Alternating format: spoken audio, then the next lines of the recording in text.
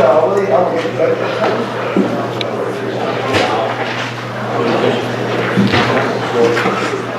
evening. I call this regular session of the Clark County Board of Commission order pursuant to Rule 11, rules and procedures due to the absence of the chairman and vice chairman. I will now call for nomination for an acting chairman. Out of this meeting. Madam Chairman, at this moment I'd like to elect a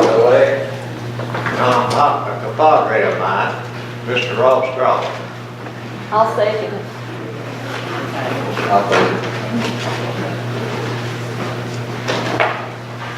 Any others?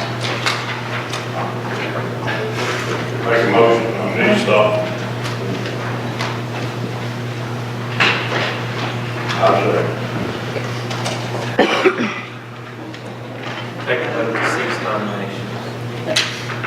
Take a vote to cease nominations. You've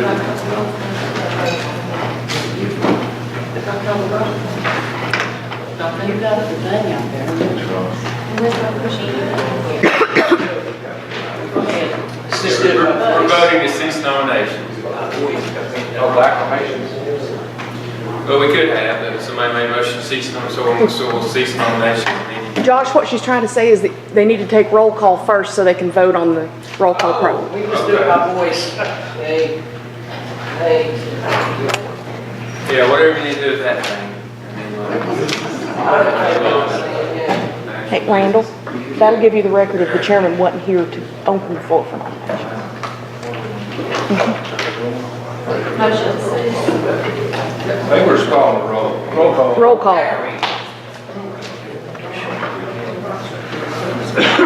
Motion cease. It's a roll call first to make the system work nicely. Well, if you're ready to take a vote, Mark Blakely. Yes. Willie Campbell. Present. Here. Robert Acuff. Present. Nancy Brown. Present. Mike Hill. Here. Patty Woodby. Here. Brad Johnson. Ronnie Trivet. Here. Charles Von Cannon. Present. Austin James. Isaiah Grindstaff. Jerry Prophet. Present. Ross Garland. Here. Ginger Holder. Here. Layla Ward. Here. Randall Jenkins. Here. Travis Hill. here. Gary Bailey. Here. Ray Lyons. Sonja Color. Present. Aaron Frazier. Here. Robin McCamey. Present. Rick Richardson. Here. And Kelly Collins. One present.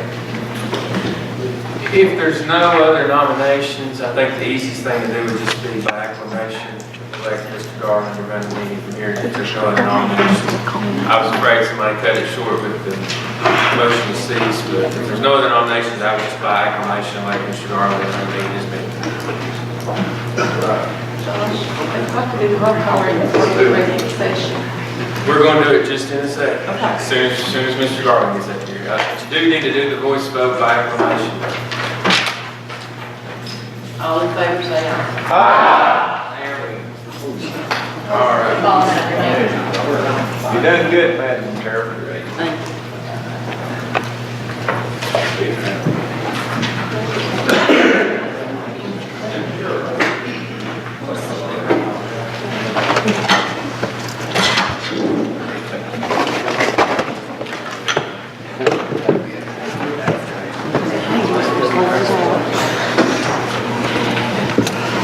All right, thank you, Mr. Trivet and the full commission for that nomination. Ms. Gooch, thank you for starting us out. Explain that and call us to order right here.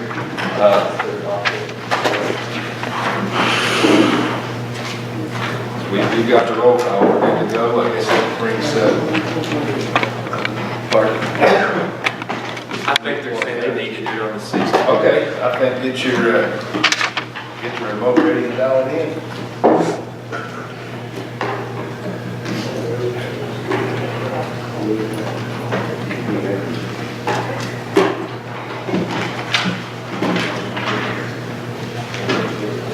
Bill the vote. All right, quorum present. Welcome, everyone. We'll have Mr. Smith come and give the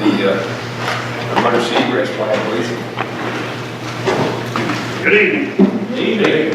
In the unlikely event that we need to evacuate this facility, our primary evacuation route will be the south entrance, which is the monument side of the building. Our gathering or assembly point will be the parking lot behind the building. Secondary evacuation route is the stairs across from the elevator. And again, the assembly point would be the back parking lot. We do have an AED located downstairs next to the elevator.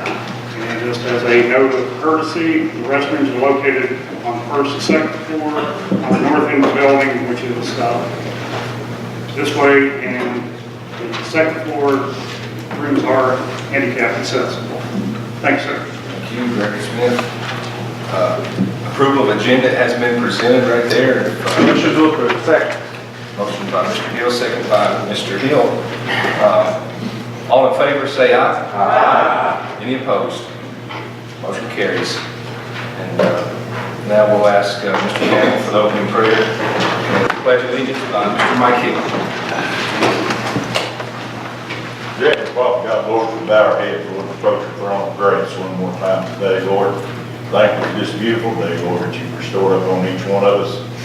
Lord, we do pray today, Lord, for each one that's gathered here, Lord, that God, you just touch each one of them's heart.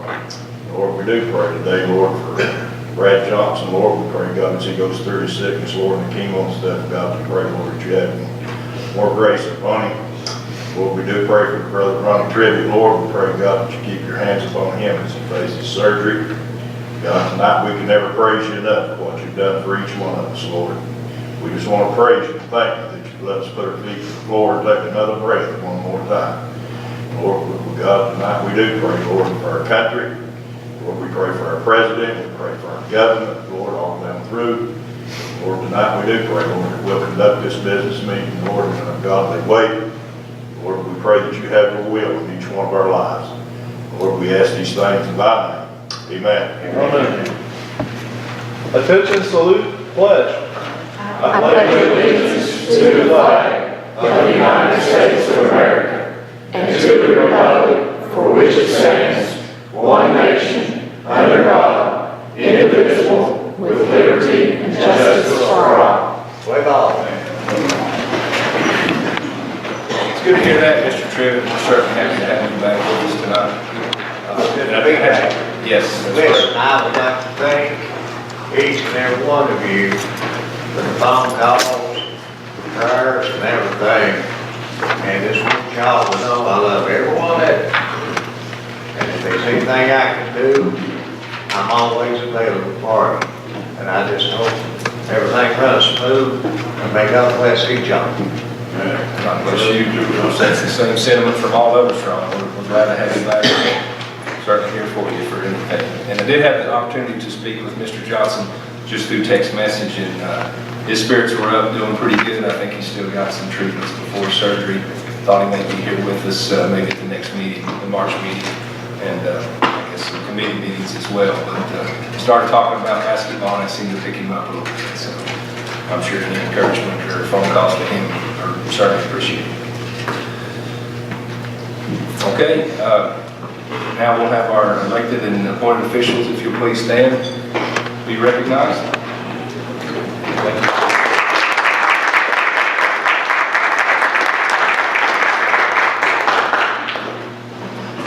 We'll move on to the January meeting minutes.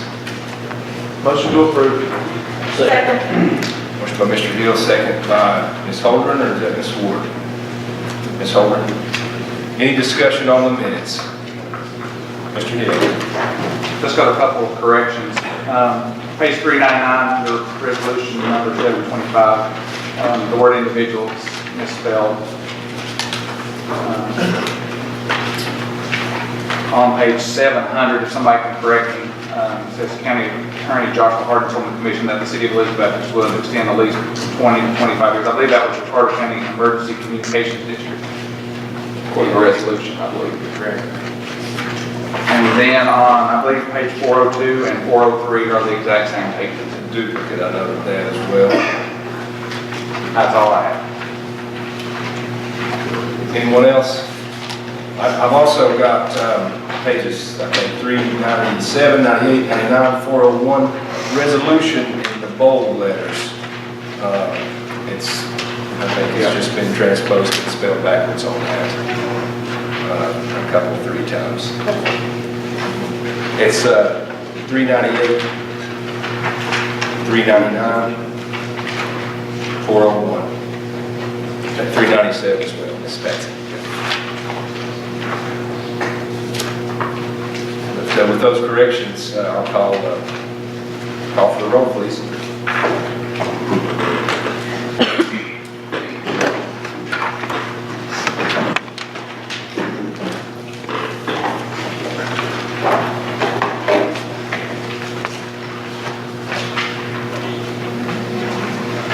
All ayes, motion carries. Thank you for the minutes. Move on to notaries and bonds. Hazel Shipley, Heather M. Turkeyfield, Jim Holdren, Julie Schultz, Linda Little Bachman, Judy R. Veneman, William Pressler, Carla Jeffrey Andrews, Brandy L. Riddle, Connie D. Tester, Layla Ward, Leslie C. Sharp, Michelle L. Livingston, Teresa B. Hagel, and not in your packet is Lisa Morgan, Renee Whitaker, and Deborah K. Valdera. I make a motion we approve. Motion by Mr. Truitt, second by Ms. Culler. We'll call the vote. Take the roll, please.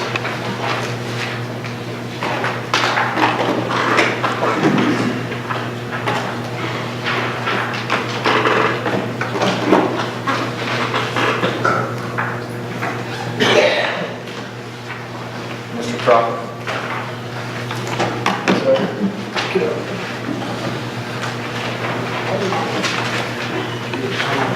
All ayes, motion carries. Now we'll open it up for public comments. If you'd like to address the committee. Mr. Livingston, sir, if you'll state your name and address for us, please, sir. 5 minutes.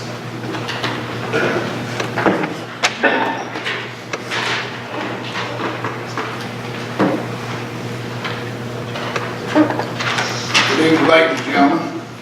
Roy Livingston from Hampton. Just got a couple thoughts here. We can get an answer to maybe. Sit down and get out of your way. I just wonder if these whatever income comes into the county as income, where does it go? I just wonder if Brad can tell us destination where it ends up. It goes into the appropriate fund. Appropriate fund? No special fund, just appropriate. Does it go to general fund or? Depends on what kind of Mr. revenue Chair, it is. point of order, it's not question, Q&A. Mr. Livingston, if you want to talk to him, his office is open every day. It's not a Q&A. It's designated or undesignated? It's for Q&A. Designated and undesignated general fund or just regular general fund? It depends on what kind of revenue it is. Okay, It goes into restriction or outside. okay, thank you, sir. Thank you, ladies. Thank you, Mr. Jenkins. And of course, the Open Records Act and the office is available for any research that you'd like to be done. Just a letter of notification to Mr. Kennedy is all that's needed. Anyone else? Public comments? If not, we'll move on. And I think we have 2 ladies from State Park Programs. They'd like to address the committee.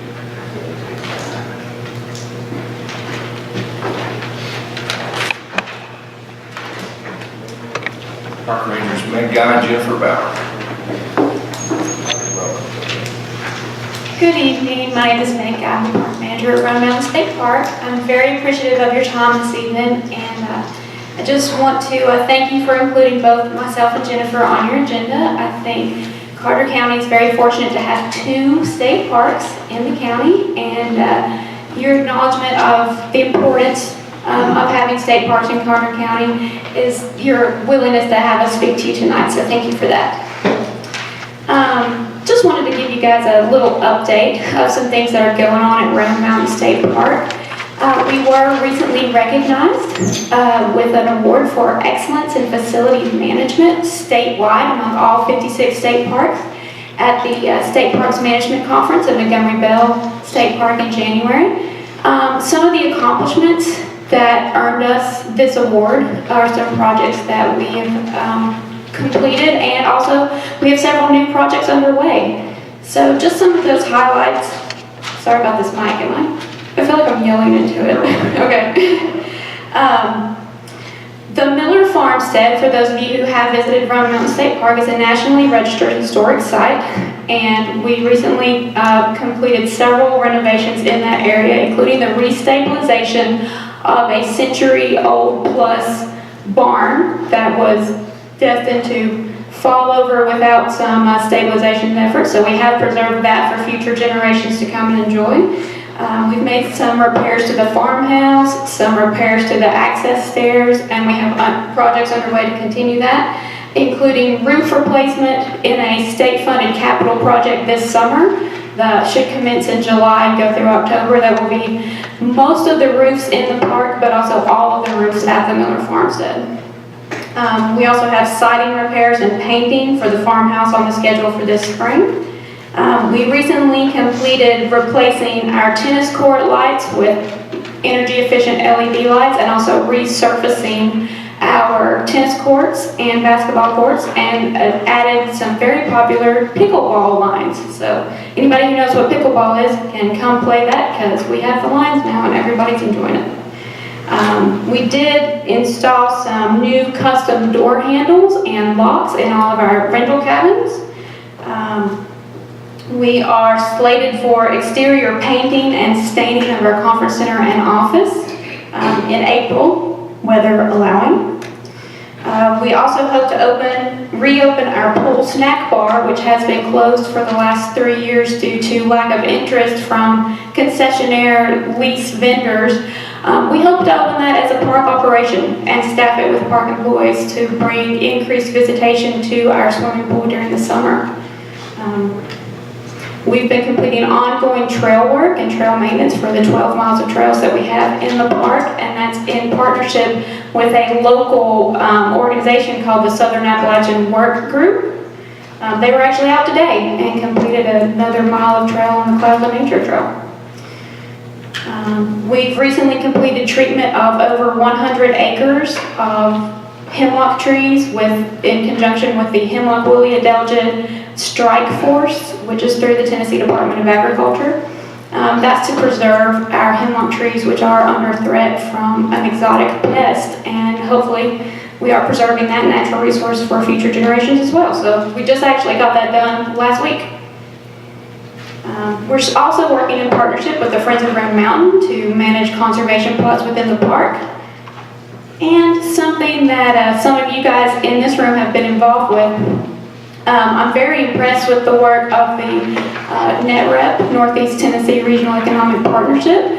Commissioner Mike Hill's kind of taken the leadership role in that. But I've seen a lot of very innovative ideas and planning come out of that, as well as, chamber officials, local parks and rec officials, partnering also with state parks and other interested agencies to come up with better ways to market our recreational outdoor opportunities to tourists and to our local community alike.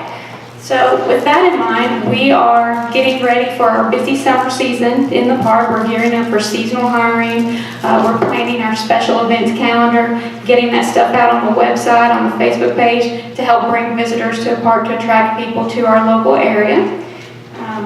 And I just wanted to bring by a list of some of our currently scheduled programs and events that we have on our website already for you guys to take a look at. Also, our website address is on here, so please check that out.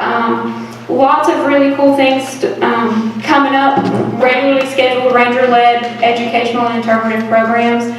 We also do interpretive and educational programs by request when available for school groups, camp groups, church groups.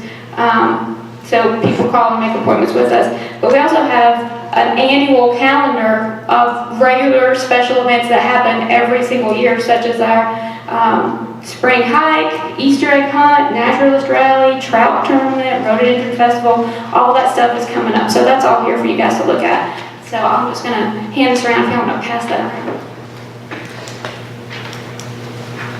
And all of these events are things that, again, are not only opportunities for our local community and residents of Carter County to come enjoy, but also something that helps support an economic base for Carter County by bringing tourists to our area and supporting a tourism-based economy in our region.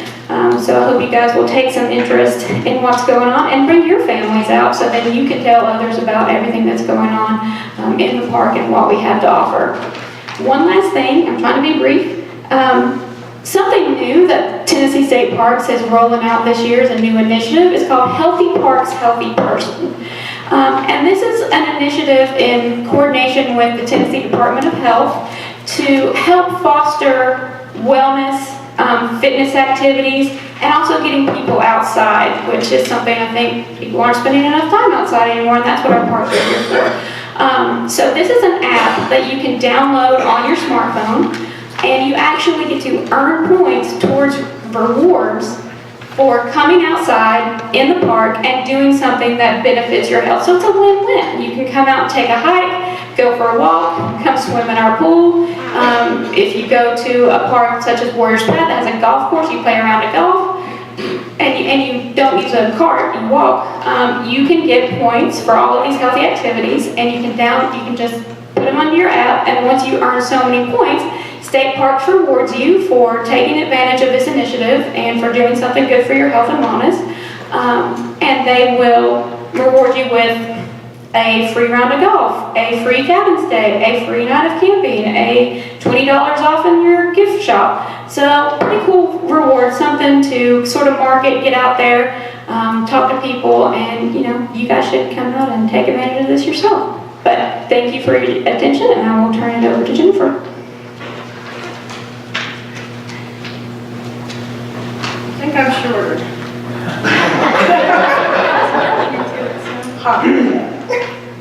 I think I'm definitely shorter. I went down by much at least. How are y'all? Good to see everybody. And thank you for myself also for allowing us to take a few minutes of your time. I wanted to also tell you a little bit about some of our upcoming events and a few things we've been doing at Sycamore Shoals and at Carter Mansion and Sabine Hill. I thought I'd start with the events because I'm afraid I'm going to drop all these on the floor. They're really slippery. We have a lot going on this year, and I'm certainly not going to go through the list, but I did want to let you all know that programs that we've done every year that have been annual events, like the Siege of Fort Watauga, that outdoor drama thing out there, Liberty, that's all going on. The Oak Mountain Muster in the fall, all the things that you're used to seeing there are, of course, taking place again. We've added 2 new events that we're excited about. Washington County Militia is sponsoring something that's going to take place the first weekend in March. It's called the Over Mountain Institute. Doesn't that sound special? Everybody needs to go to an institute. This is a learning opportunity if you're interested in 18th century history. We have some very well-known presenters that are going to come in for the day on Saturday. We'll open up Friday night with a special talk and then a muster throughout the day on Sunday. It is an event that the militia is charging an admission fee for so they can pay their presenters. But if you're interested in that, the information is in our special events brochure. Our other new event that we're also very excited about is called Ancient Tones. Our newest ranger, Corbin Hazlett, who's been with us now for 2 years as a graduate of the Bluegrass program at ETSU, and quite in touch with the traditional music. He's especially interested in the older tunes of this area. And his festival will be focusing on the earliest music of East Tennessee, ballads, fiddle playing, just all kinds of beautiful experiences. So check that out and mark your calendar also. That's going to come up in October. So I'm going to just do the same thing. Oh, look at this. So Meg's gonna send that on to you. There's probably a few extras in there. I want to make sure there was enough.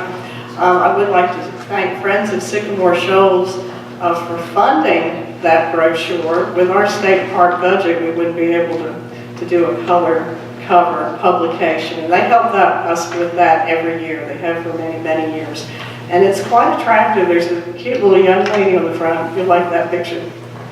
The next thing I wanted to mention to you, down at the park, we are redesigning our gift shop. You may say, why are they redesigning the gift shop? Well, if you've been there in the past, it was run by a different corporation.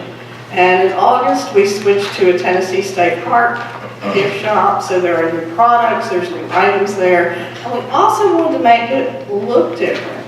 So once again, thanks to Friends of Sycamore Shoals, we're putting down a new floor in that area. We started today. And we're going to have a new reception desk. We've actually learned today, if you've been in there and seen that counter where we sell things, you know, the glass in the front, that's been there since the visitor center opened. It's certain. It was right down in the concrete. And the folks doing the job, I'm not sure they thought that's what was going to happen. But it's going to be a nice new look. We're selling a lot of apparel and hats and Junior Ranger stuff, and of course all the books and the historical items we've always had. So we invite you to come down and check it out when you get a chance. We've also done a lot of work in our recycling initiative. State parks statewide are in a go green mode, and we're trying to do things with a more sustainable look at what we're doing. There are a lot of recycling containers at the park, so please visit us, and when you're at the park, use those as you're disposing of trash during your visit. I want to tell you a little bit about the Carter Mansion. Just briefly, we just finished a grant that was provided to us by the Tennessee Historical Commission. We were able to bring Matthew Mosca, historic paint specialist, up to the mansion, and he conducted a good deal of research throughout the first floor of the house. He found a lot of interesting things. The most interesting thing to all of us is a pigment he found in that house that had kind of disappeared with time. He called it the verdigris, which is a green. And the way the color was put together, and he studied all these historic places, all over the country and many places in the world. He said it's exactly the same as the green in George Washington's Mount Vernon parlor. And he's found that in the Carter Mansion on one of our walls. So we're really intrigued with this story. And so at a certain point in time when we finish the research, we have to get funding to recreate or try to do exposures in the house so we can see what that really looked like, you know, what the original pigments looked like. So I put in another grant application, I hope, so he can come back next year and work on the second floor and work his way up the staircases. So fingers crossed, maybe we'll get to keep going with that. Down at Sabine Hill, I wanted to let you all know that until we get into the summer months, our rangers are doing one tour of Sabine Hill a month and one of the Carter Mansion. There is a small fee of $7 for adults. They can be reserved for online. On the back of the brochure is our Friends Group webpage, sycamoreshoalstn.org, and all of that information can be found there. The Ranger programs can also be found on the Tennessee State Parks website. At Sabine Hill, we're doing restoration of the kitchen, like right now. So all the modern white paint is disappearing, and we found the coolest stuff under that paint. Original grease.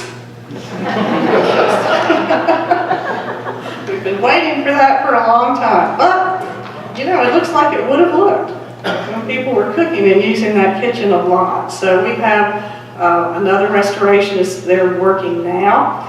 Starting next week, we're going to start on a furnishings plan for the interior of the house. We're going to be working with Mary Patton Taylor's two wills. She wrote one in 1823, not long after her husband's death, and another as she was dying in 1853.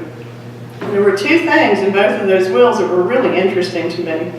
She was concerned about the placement of a copper kettle, so she had that kettle her entire life, and a buffalo rug. How's that for different for East Tennessee? So if any of you all come across either of those items, for sale somewhere or in your barn or garage, do let me know. But we want to try to use her wills as something to help guide us in what we put in that house for people to see. We're also waiting and hoping for a state capital project to come forth. This will be the 3rd year that the Historical Commission has had the visitor center at Sabine Hill, which I might note isn't built yet, right? As their #1 project for the governor's approval. So keep your fingers crossed. Maybe this year will be the year that we get funding to complete that and put a visitor center up there. All right. So that's all I have. Do you have any questions for Meg and I before we let you move on with your work? All righty. Thank you all. We appreciate your time.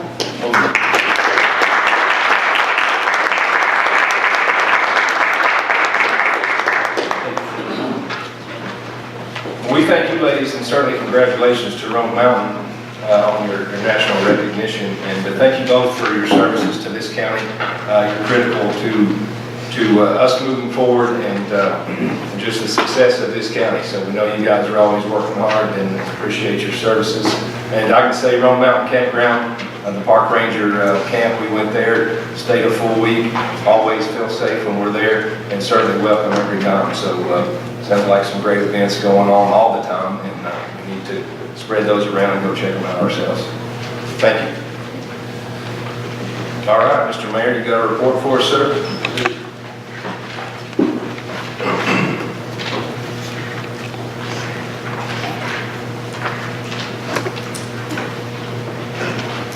Kind of short and sweet, because as I always say, I let the chairman of each committee take care of business, and they do a good job at it, so I'll just be brief. In your packet, was a forensic pathology report that we've been wanting for months. The month of January, we had seven autopsies, and the eight counties, we had 45 total, so I just want to keep you informed each month on that. And next up, waiting to call any day from Atlanta for the modular home that we got set aside for the Elk Mills project. It'd be any day now. I called them the other day and they said, no problem, just they move slow. We're jumping through a couple of hoops. Finalizing the steps on Snap-on. We'll deal with Snap-on. We're excited about that. We're buying a 6-acre track in the final stages of that, so that's coming soon. The 64-hour firefighter course, I know you guys get tired of hearing me talk about it, but it's a big step for our county. Saturday was their last class for the 64-hour course. I went by, they were 29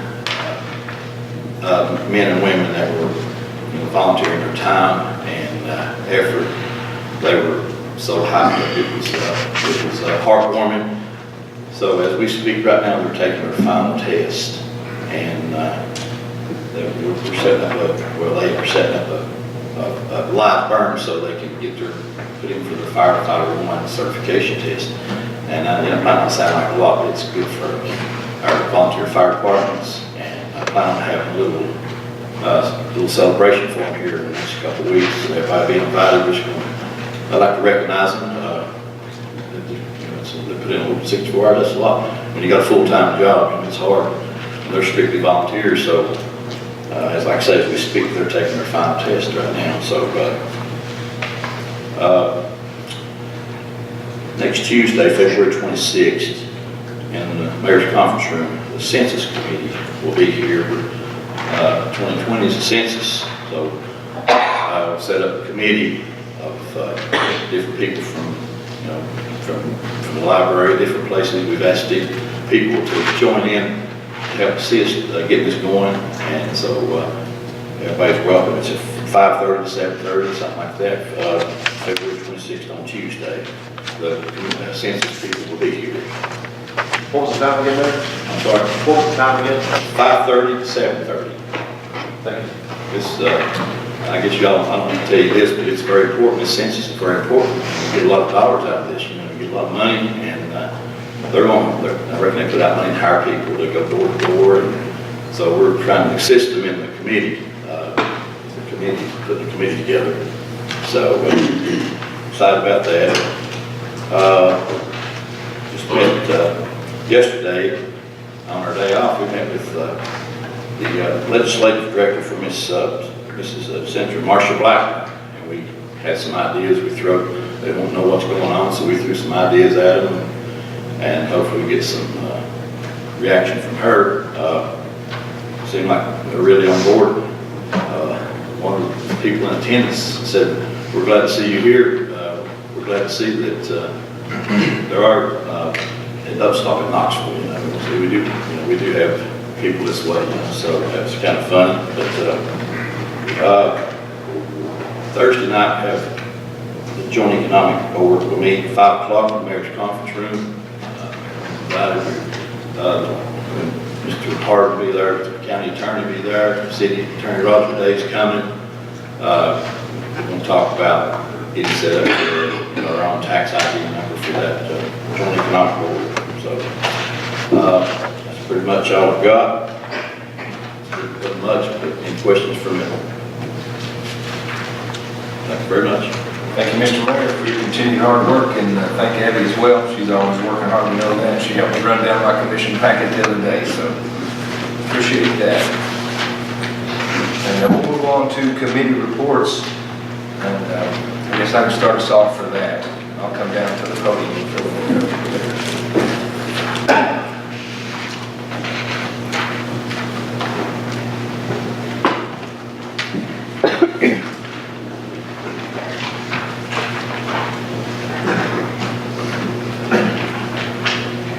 I'll start with agriculture committee. It's brief. Really no report. We do have Miss Vicki Clark here. She's always welcome. She knows that. 4-H is currently at the TCAC this evening with I think the upper 8 regional 4-H guys. The kids are up there doing their thing. So support those guys. We do have a nomination for Farm Woman, which we'll get to. We didn't receive a nomination for that, so we put a new lady on there this week. Also meeting Thursday for the new appointments and the new people as well at 4 o'clock at the Folsom House. So be aware of that. And that's all I have for agriculture. Any questions? Okay, move on to budget.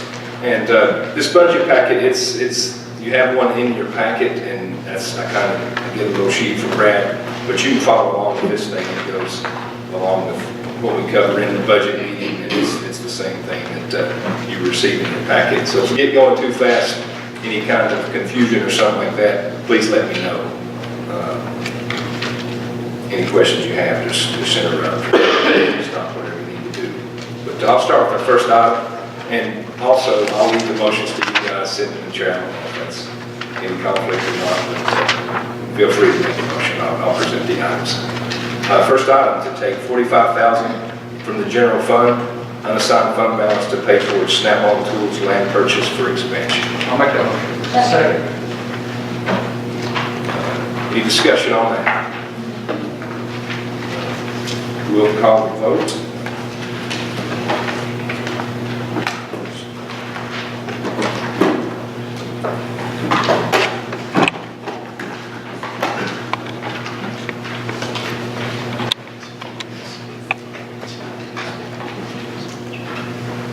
Mr. Blevins, you want to confirm your vote, sir?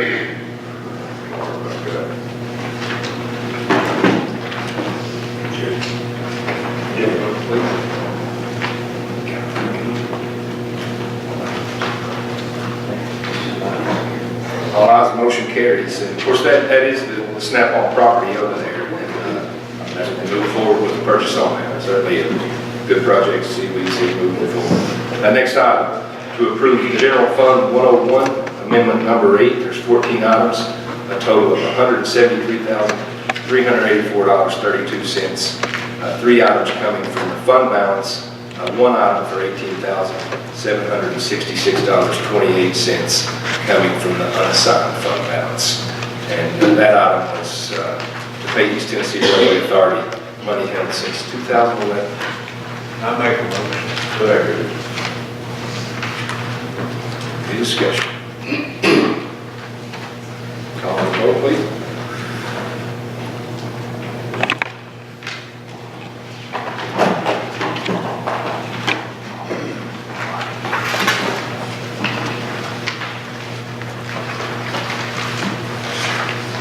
Motion carries.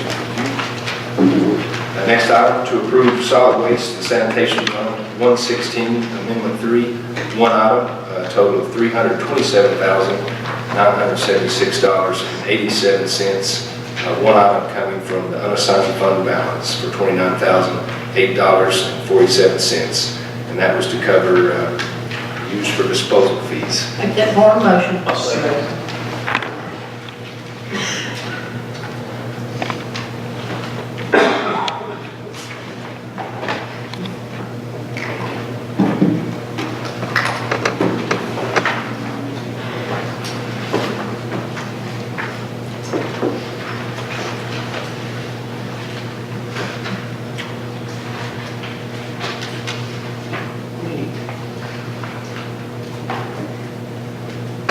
Motion carries. Next item, to approve the Health Department Fund 117, amendment number 1. Two items, total of $231,914. Nothing coming from fund balance. So moved. Second. Motion by Mr. Acuff, second by Mr. Grindstaff.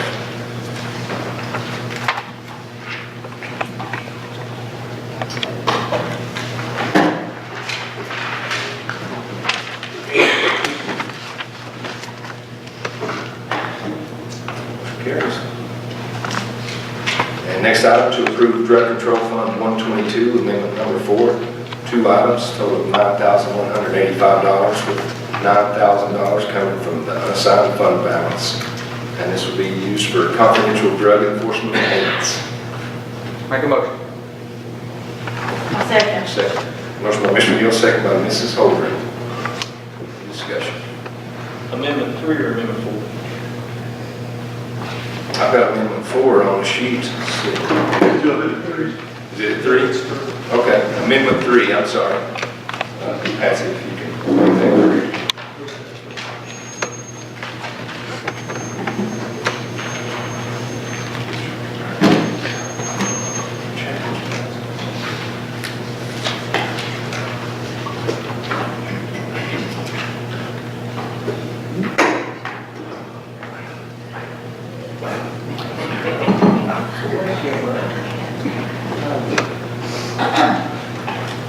Motion carries, thank you.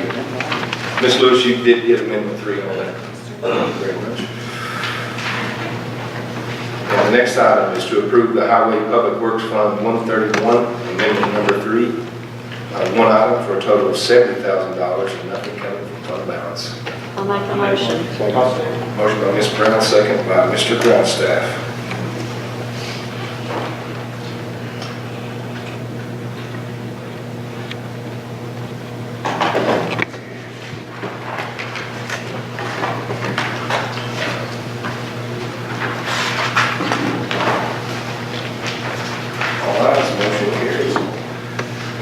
Next item, to approve General Purpose School Fund 141, that's amendment number 6, 4 items, a total of $73,997.66. Two items and $36,357.35 coming from the General Purpose School Fund unassigned fund balance.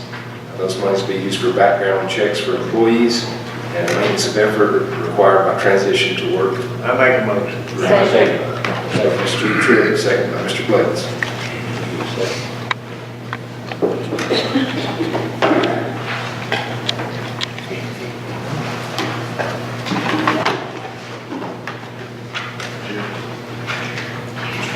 I did. Motion carries, thank you. The next item, Fund 142, federal programs, amendment number 2, 4 items, a total of $259,003, and nothing coming from fund balance. So moved. Second. Motion by Mr. Hill, second by Mr. Grindstaff.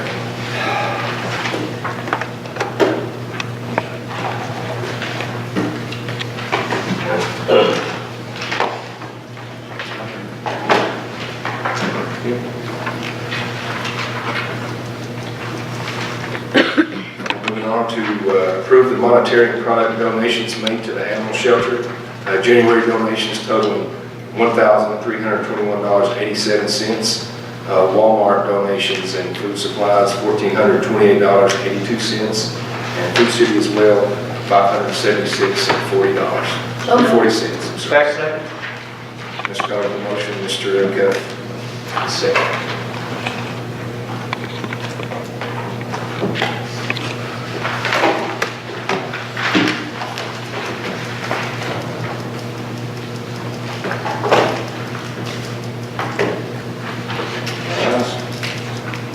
Thank you. That is all I have to present. Any questions, any discussion? All right, thank you.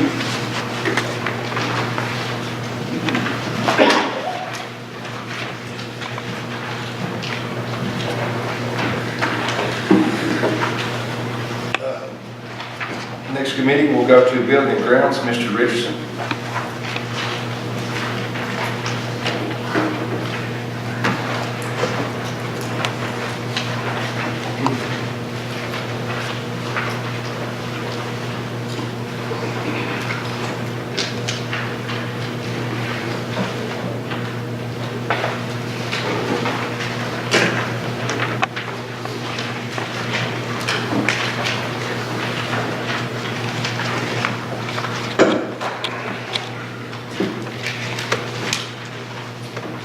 I would like,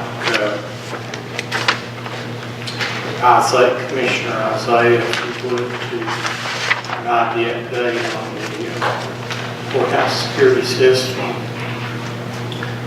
I've got that for you, Isaiah. You want to thank this, it'd be great. As of last week, it's been turned over for me to take care of from the Building and Grounds Committee. We're waiting on the City of Elizabeth to finish their reviews and on the additions to the exterior. They'll have to look at the historical commission, so we're in that station right now. Should have a good answer next month and probably within the next 2 weeks. Thank you. The business from last month was carried over concerning the Carter Mansion. Yes, sir. Carter Mansion, I contacted the 2 different contractors that the name was mentioned on. One said that he had turned the estimate into UROS, and I was going to get with you right after the meeting on the last. Do you have that estimate? I don't think so. On the Carter Mansion, no, I haven't received that. Not the Carter Mansion, you meant the Folsom House, right? Okay, UT Extension Office. Yes, I have received He that. said Carter Mansion, that's what he had. I'm sorry. Both White Houses, come on. Both in the whole field, so yeah. Big Christmas. But yes, that's it. If you do have that, that'd be great. Yes. Line up some people to test the first, test it for lead Mhm. and see if we need to be abated in any way, shape, or form. Yeah, I think that requires also with the historic district, just an application for work, I believe. Yeah, I have to get your estimate. Okay. Thank you, Mr. Schuler. I think you heard the county mayor give an update on the purchase of 6 acres and what that could foretell for Clark County. It would be I think I'm speaking out of turn, it would be a joint operation between the city and county. Is there anything else you would like to say about that? You want me to handle that, Russ? Yeah, go ahead. It's actually a try as far as the purchase of the properties for the industrial development expansion of the Snap-on Corporation here in Elizabeth, and which will be a big plus as far as jobs coming to Carter County.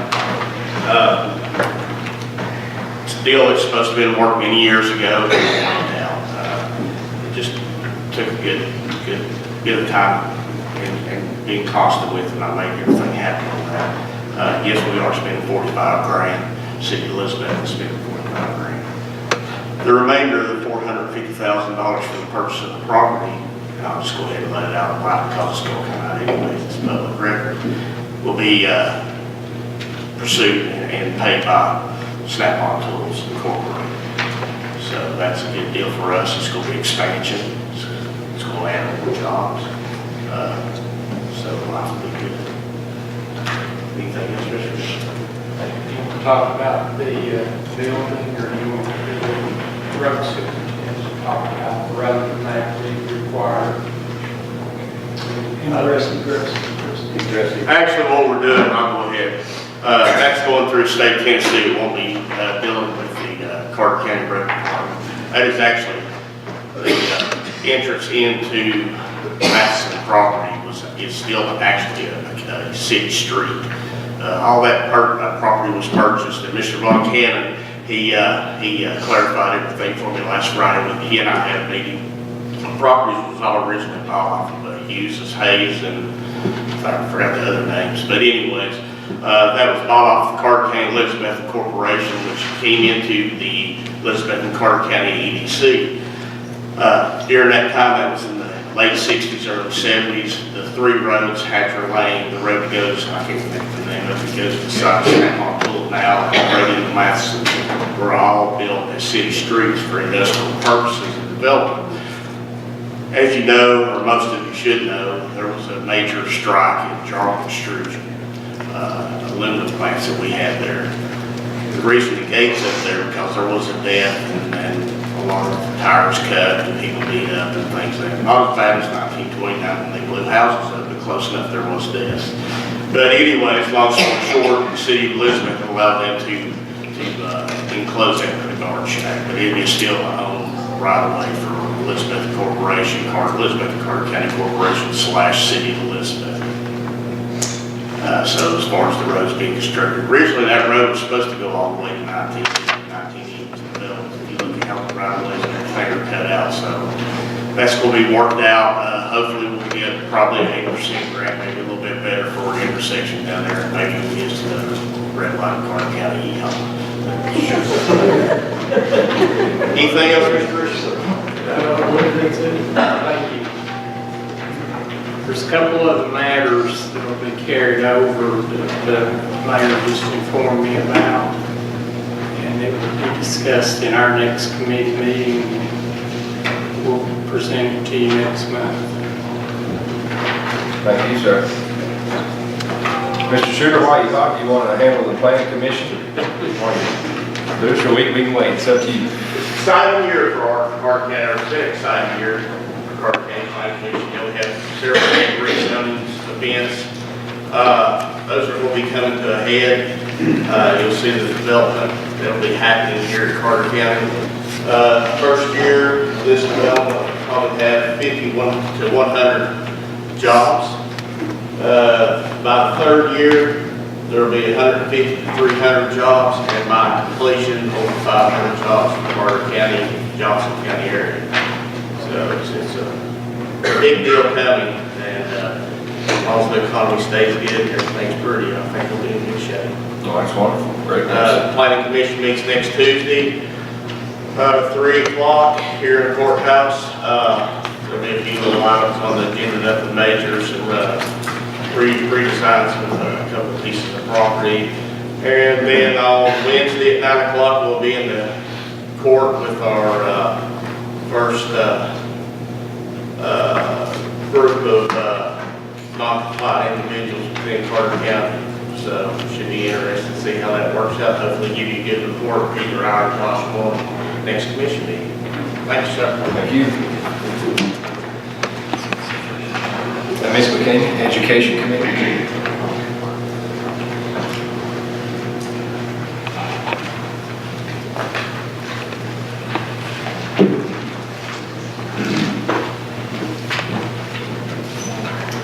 We have continued to visit some of the schools. We visited the school in Cyan and Hunter Elementary. So we've been looking at all the wonderful work they're doing out there. And I think Dr. Ward's going to tell us about the 5-year plan. Yeah, we'll talk a little bit about that. Well, next month's meeting, I'll have a copy in advance for each one of you to put in your packet. You can look over it, and then when you come in, if you have questions, we'll be sure to answer. But basically, 5-year plan addresses academics. It also addresses technology, safety, and other items. So as you're looking through it, remember and keep in mind, this is a working document.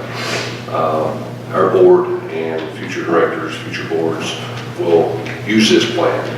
And on a yearly basis, it can be added to or it can be taken away from. So it's the beginning of what I will work with the board on this next year, but what future boards, future directors will use on an annual basis. So I'll have a copy of that for you next month, and thank you that your secretary took the packets for me. Okay. Just a couple of things I want to bring out. Brooke Shanks, she's a senior at Utica High School. She has been awarded the ETSU Rhodes Scholar, which is a big deal. That's a great scholarship. We've actually had 3 Utica High students in the last 6 years that has earned that ETSU Rhodes Scholarship. So congratulations to Brooks. Pam Hagler, we had a high school librarian. She's been recognized as an outstanding teacher, and she's up for an award.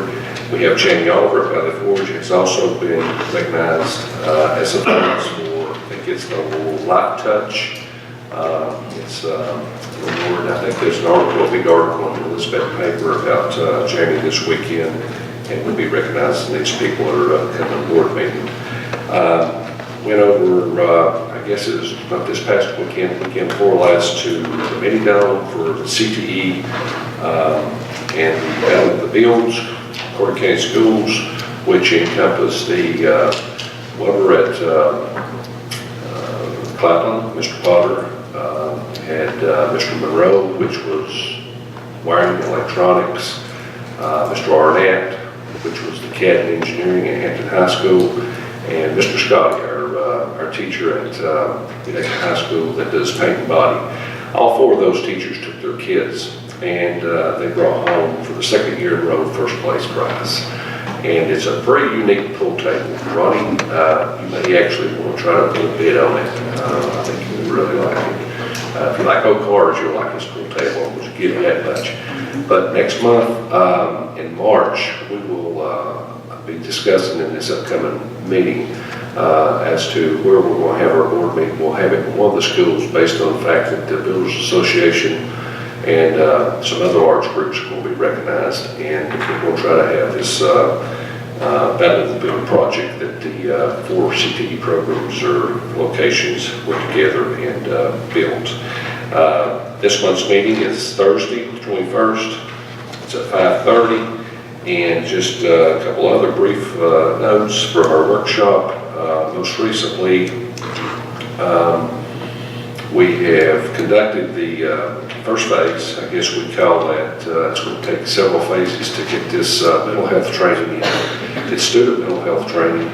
Mr. Smith has assisted us with that, along with the American Red Cross and a couple of our people that has been trained to conduct this training. It is our goal between now and the beginning of school next year to have all administrators and teachers trained in mental health first aid for students. So it'll hopefully between now and having the summer months, we'll be able to get that done. Also, another note, as Mr. Smith, Gary Smith, he attended our meeting, our workshop last week, and gave us an update on the ADA survey. We have actually met with him, Mr. Dave, myself, and Steve, and got a preliminary report sometime back a few months ago. And there's a lot of items on the list. There's a lot of items on the list that are small items that can be took care of rather quickly. There's some other items that we'll have to take a hard look at. But the good thing is we're going to be Mr. Dave and Philip Dave, Mr. Smith and Philip Dave are going to be setting up a meeting with our principals to bring our principals in. We'll be with them sometime in March. And then we will we'll proceed forward from that point as to some of the more major items that we have to address. But we are working with Mr. Smith on that. We are watching our absentees daily. People around the school systems, around the High School, people we have been running, it's been fluctuating. Last Thursday and Friday, we was at 91, 90%, which is good.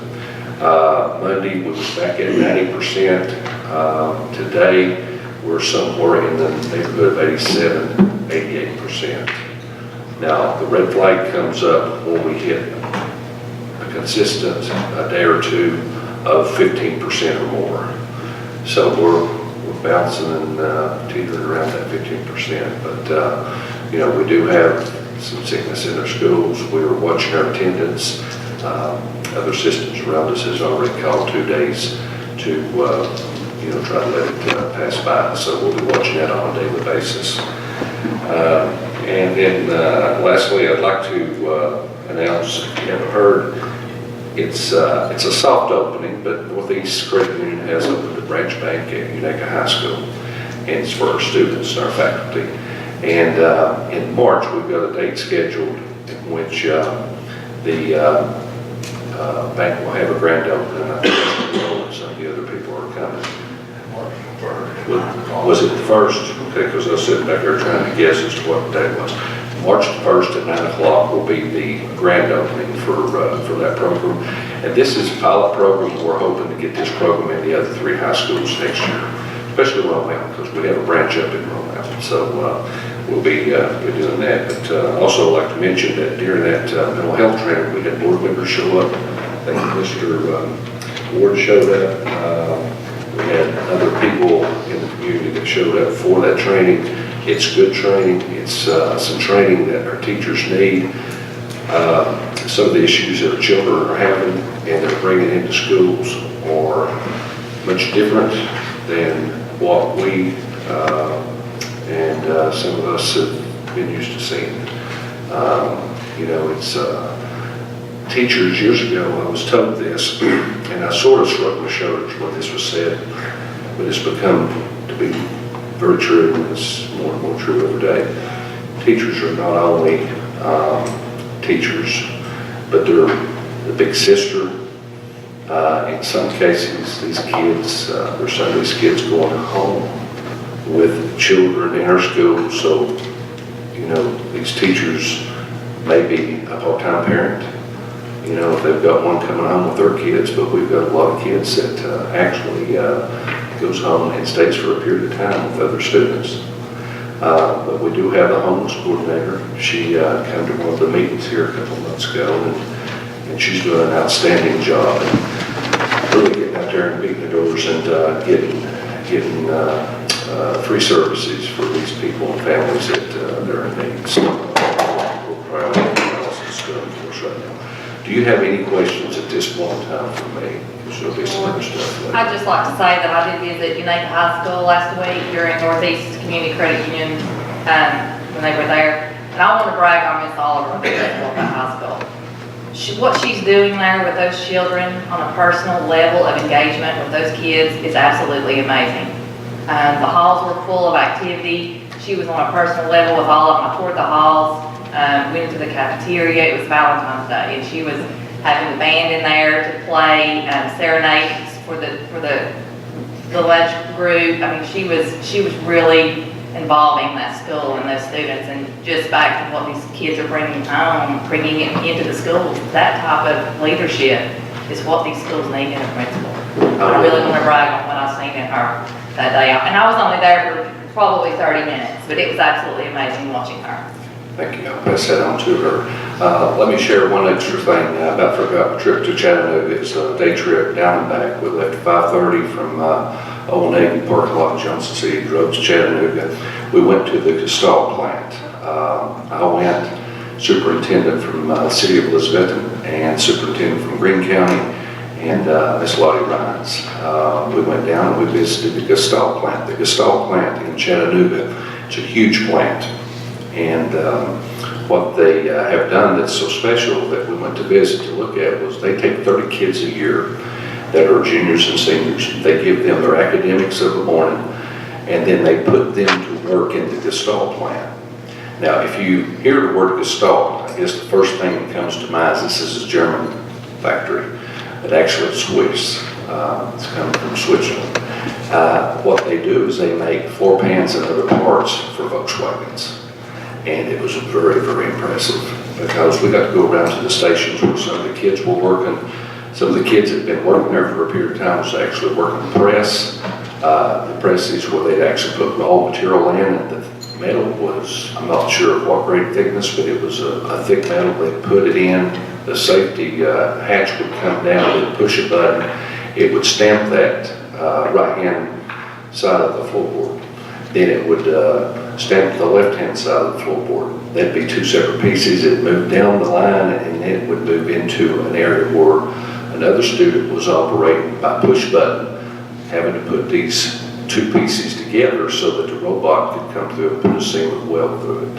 And it was very impressive. The program itself is the fact that they're taking 30 kids. They've had a plant manager who really wanted to try to see if it would work and do something for kids.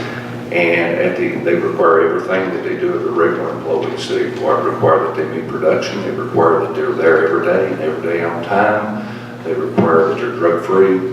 And I think they pay them $12 an hour.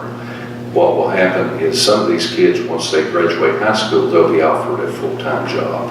And I think at that time they'd bump up to $14.50 and be, on the pay scale and move on up from there. So it was very impressive. I was impressed to death with the kids and the maturity level and the willingness and I guess on their part, the want in terms of to have a job, a good job, and to provide for themselves and, of course, their future families.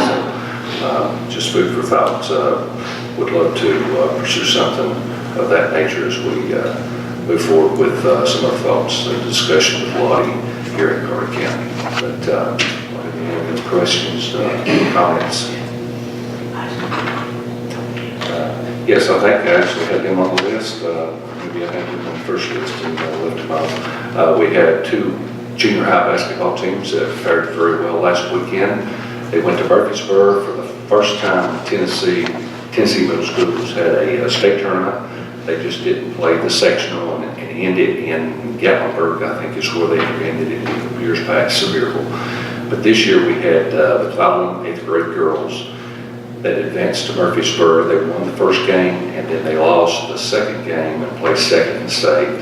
And the Hampton High School 8th grade boys did the same thing. They advanced to Murfreesboro and Blackman Middle Schools, where both teams played, and they won the first game and then got beat in the second game, so they placed second in the state as well. So we're very proud of our two 8th grade teams that advanced and got to take a trip. So, well, thank you. Appreciate you.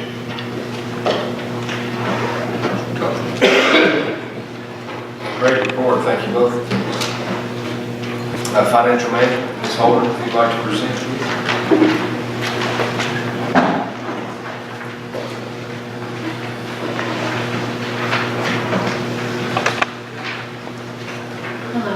Financial management doesn't have any motions to bring forward tonight, but I thought I would go ahead and step up here in case you all had any questions on the work that we're doing with the 457 plans or anything at all that you've read in the minutes.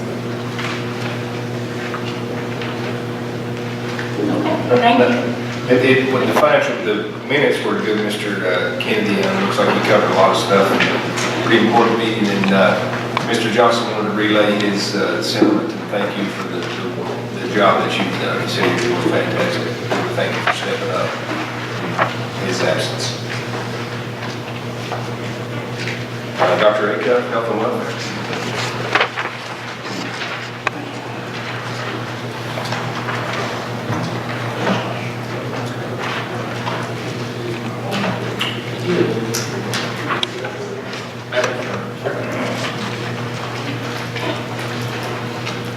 Thank you, Chairman. One of the items that was put in your packet, I guess, was precipitated by a discussion I had with the county attorney, because I asked him the question, do we have a HIPAA form or a HIPAA policy that is distributed to our employees? And apparently it is not part of the employee handbook. So you were distributed that document with this packet, and therefore I move that it be a part of the employee handbook. Second. A motion on the floor by Mr. Acuff, second by Mr. Hill. Any discussion? I think the item has been presented in your packet. You've had a chance to look over it. If not, if you call the roll, please, Ms. Smith.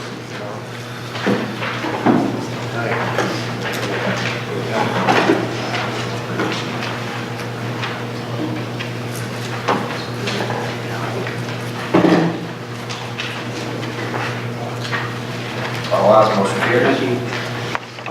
The minutes are in your packet. They are fairly complete, I believe. I would like to call your attention to a meaningful discussion we had with the Sequoia group. Kelly Gear and Tim Helton came and spent about an hour and a half, and I think they were very well received, not only by the committee, commissioners who were in the room, but also by a number of our employees that were present. I understand that they have reached out to Vice Chair Holgren and Chairman Garland to present at both Financial Management and the Budget Committee about what they would like to do in terms of their role in providing health insurance and other things that they do as a company. So I do know that there will be another group that will appear before us. James Smith with the 5 Point Group, I think, will be with us in March, at the March meeting for health and welfare, and we'll talk about what services that they provide. Following that, and I think many of you, or several of you at least, are going tomorrow to Virginia. Those of you that registered, or those of you, some that didn't register, got an email from me and follow-up by Taylor Lindsay today over the concern of any conflict of interest. There is both a form that Attorney Harden reminds us that's in our handbook for the commission, and the clerk has a copy of that form if you want to sign it and turn it back to her office, declaring your intent if you accept a meal tomorrow, or you may purchase your own at the Virginian. They will provide that service. So you have either way that you would like to go. Remember, for those of you that are going, it's about a 40-minute ride from the courthouse to the Virginian in Bristol, Virginia. So just be aware, they want to start right on time because they want to respect everybody's time. So it'll probably be from 12 to 1. I'm sure there'll be follow-up with questions with the presenters that will be. Dr. Yes. You got the kind of caravan leading from here. What's the plan on that? We've got several folks that are going together. I think if you want to ride, we can all just meet here at the courthouse around 10:30-ish, and to make sure that everybody's got a ride that wants to go forward. Okay, thank you. I think Dr. Ward would like to. Thank you. Mr. Ward, right there. Sorry. We also got a van going from the school system. Okay. Thank you, sir. All right, thank you. Also on your desk, you probably didn't see it, but Ms. Abby made sure that we're all reminded about the health department's open house tomorrow at 3:30. Following that 3:30 open house, there will be a 5:30 workshop for all county employees, and I guess anybody else, the public, if you'd like to come and listen. But Carolyn Burke is going to actually go down the list of services that the health department provides and what is free, a number of items that they provide, vaccinations, through nutrition counseling, through smoking cessation, etc. And she just wants to make our county employees particularly aware of what's available through the health department. So that's tomorrow, open house 3:30, 5:30 is a workshop. I think that's everything, Commissioner. Thank you, Dr. Acuff. Mr. Charles Montana, if you'd like to present the highways, sir.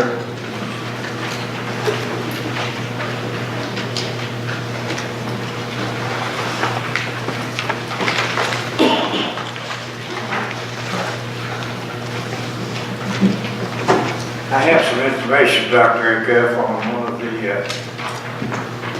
items on your listing concerning food insecurity. Yes, sir. Might be of some benefit for you. Thank you, sir. The Highway Department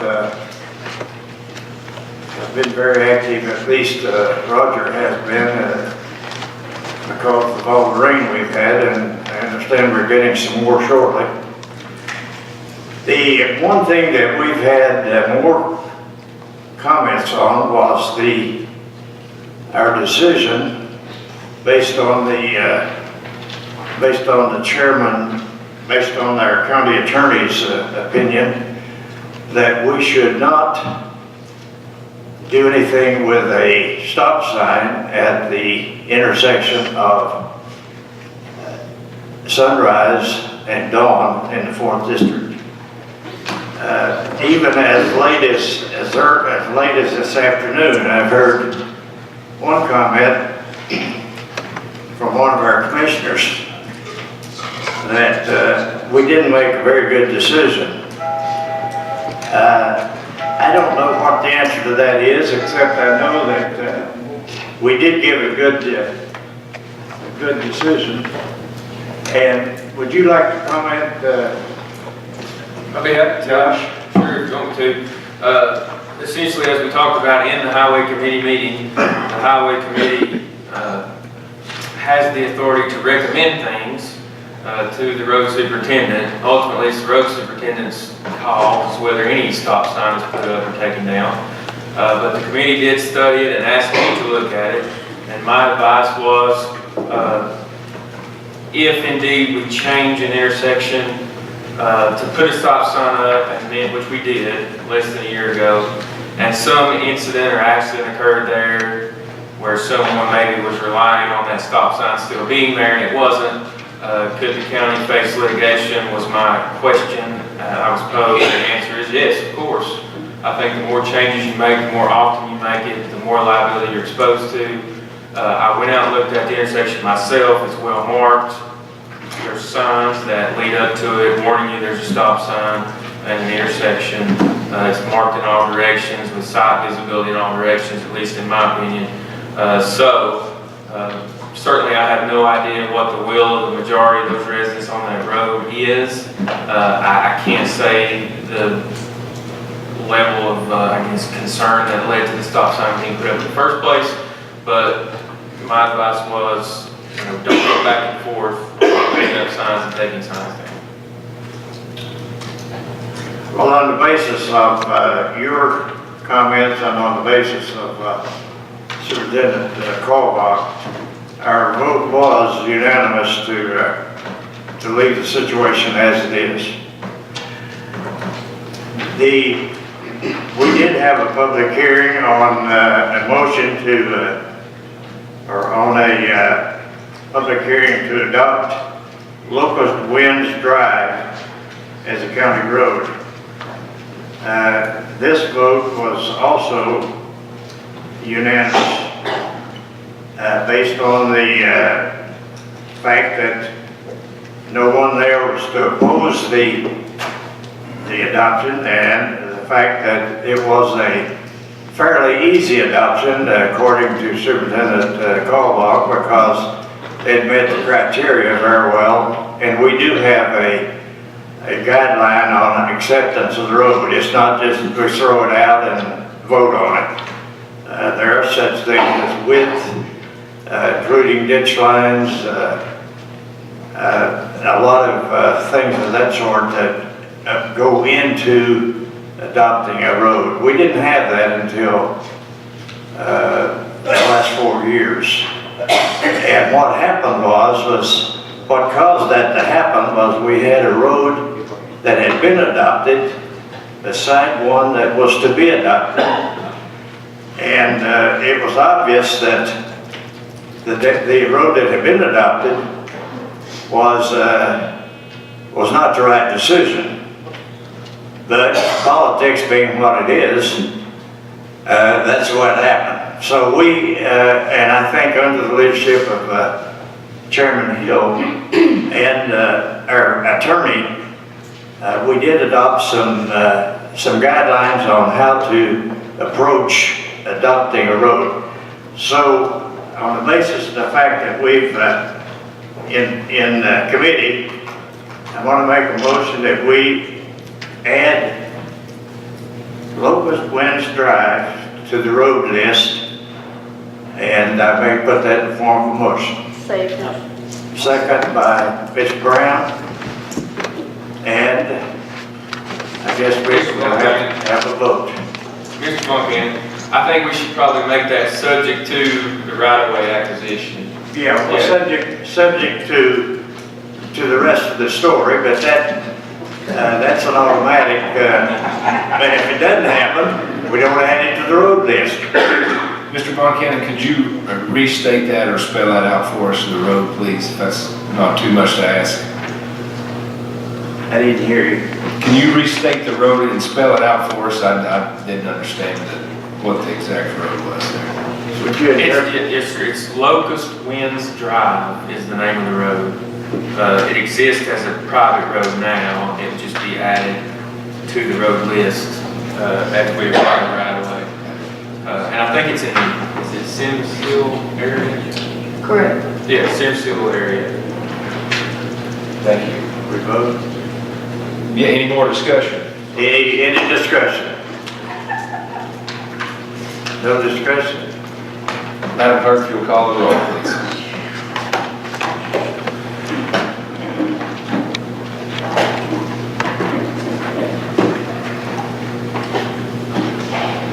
I think Ms. Gordon, she stepped out just for a second. Okay. But she's coming right in. We'll catch her up real quick. Attached, 1 second, Mr. Von Cannon. They've already passed by anyway. Okay, all right. Here we go. Ms. Ward, we just passed to read, or to accept the road. attached to your report, again, Chairman, Superintendent Caldwell has listed activities for the month.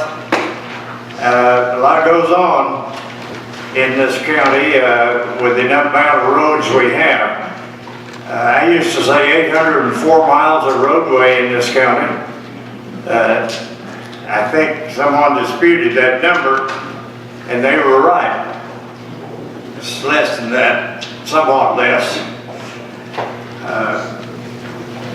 It says,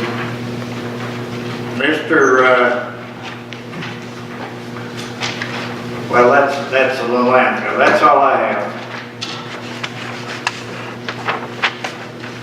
Thank you, Mr. Chairman. We'll move on to landfill. Ms. Culler, if you'd like to address. Sorry, I'm standing back here. Don't really have anything to report other than in your minutes, and it's my fault that they weren't in the packet for you tonight. Benny also wanted me to tell you that we are currently helping out Johnson County. They called him and asked him for a couple of tubs for recycling. He took those up the first of the week, and we will be receiving the revenue for that. So we have some other things coming up that we'll be able to report next month. Yes, thank you. Law enforcement, Mr. Crawford, sir. Mr. Chairman, I have nothing to report at this time. No issues to discuss. Ms. Wood be nominated, please.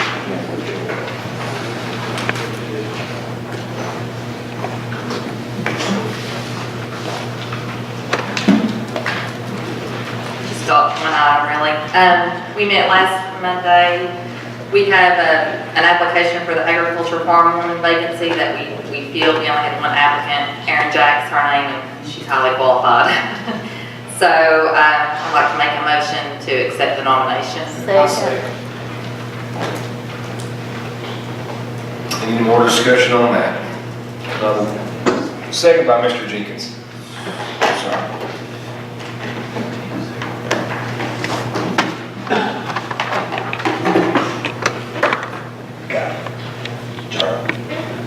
Mr. Buchanan, sir.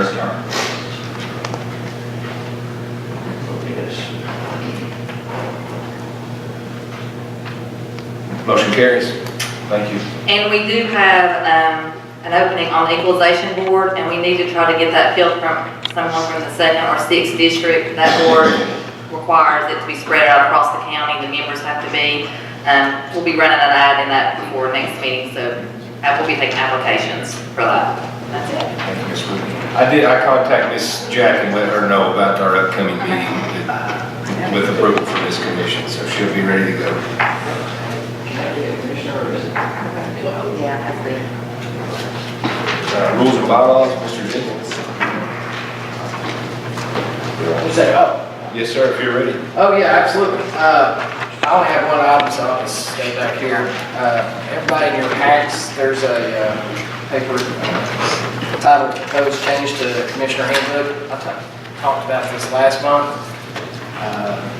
There it is, it's item B, and I'll make a motion to add that to our handbook. Second. A motion by Mr. Jenkins, second by Mr. Hill. Any discussion? Mike Hill. If not, if you'll call the roll, please.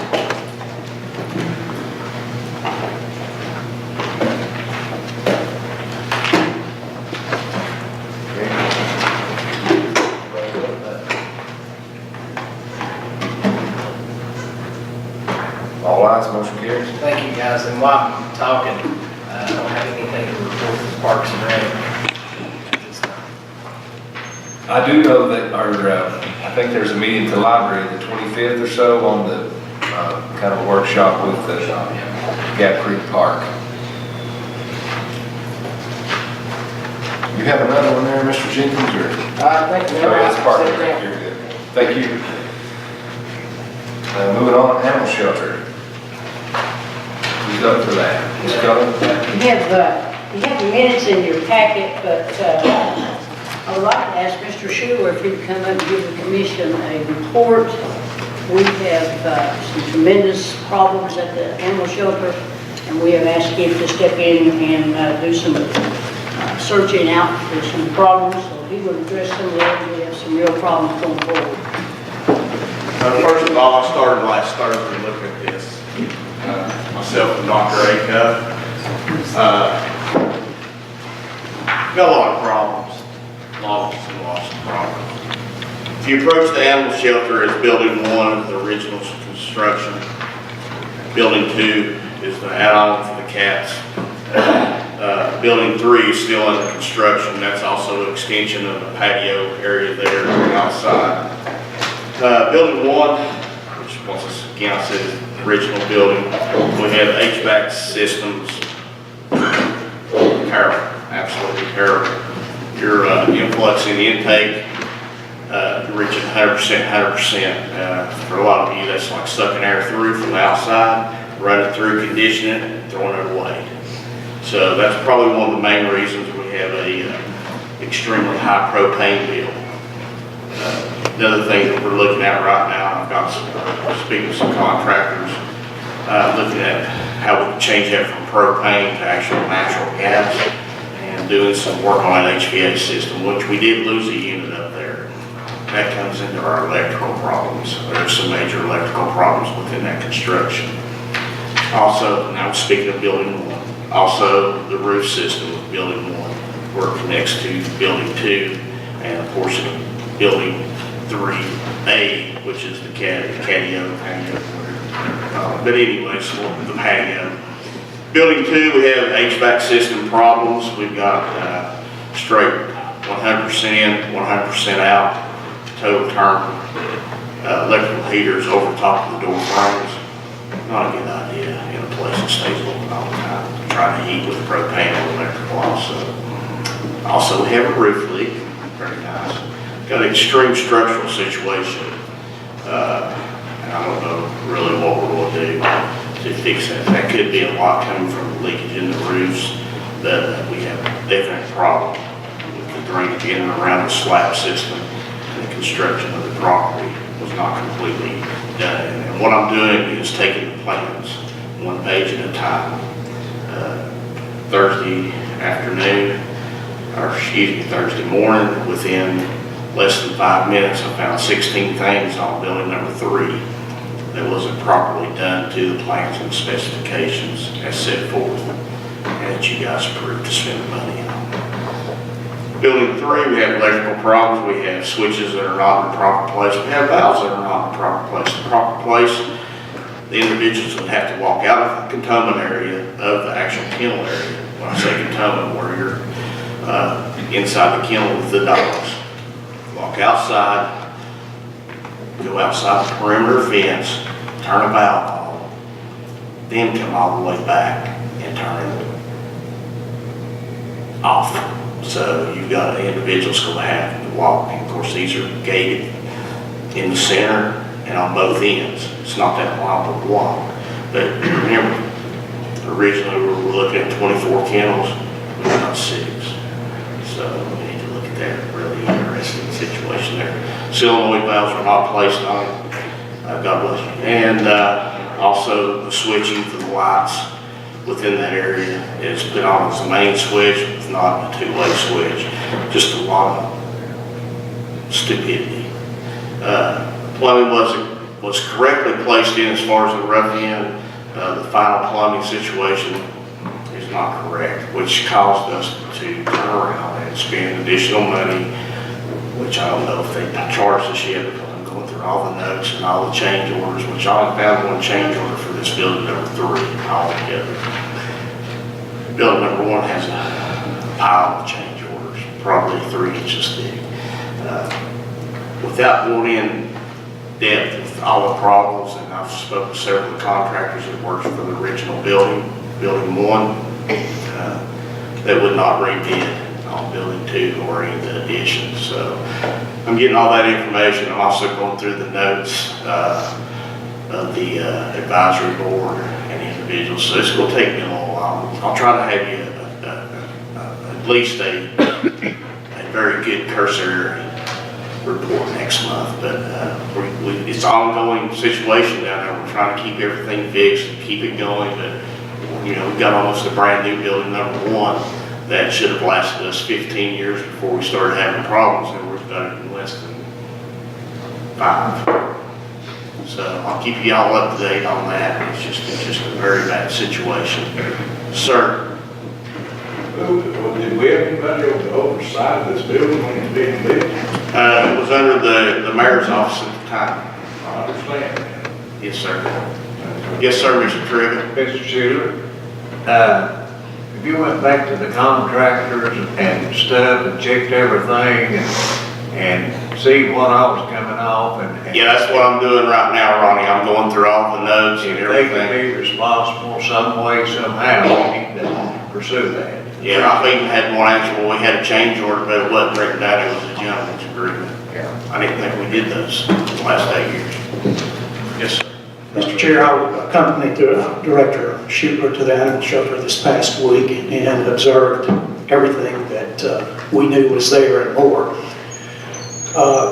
As you recall from the Building and Grounds report, we asked Director Schubler to take on the responsibility of project manager for courthouse security now that Commissioner Feinstaff is overwhelmed at work.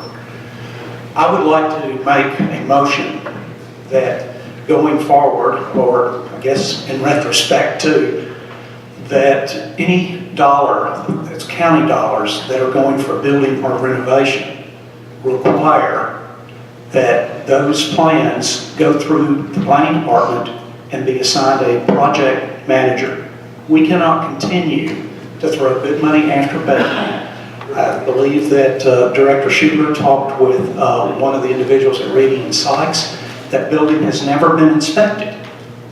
We should be inspecting our own buildings. If we ask our constituents to abide by the building and permit rules in this county, the county should be abiding by its rules and regulations as well. So I put that in form of a motion that we make sure that everything goes through the planning department when county funds are involved, and that the director of planning assign a planning or a project manager to that project. I think with that, put the hands up, I think Mr. Hill was the first I saw on that, and the second.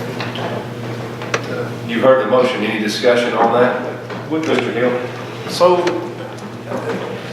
related to this, Mr. Schubler, did the plans for any of this construction ever come through your office at all? Absolutely not. Thanks, I think that needs to be entered into the record. Clerk, if you could quote, Willie was talking over the top of your hand, I'm sorry.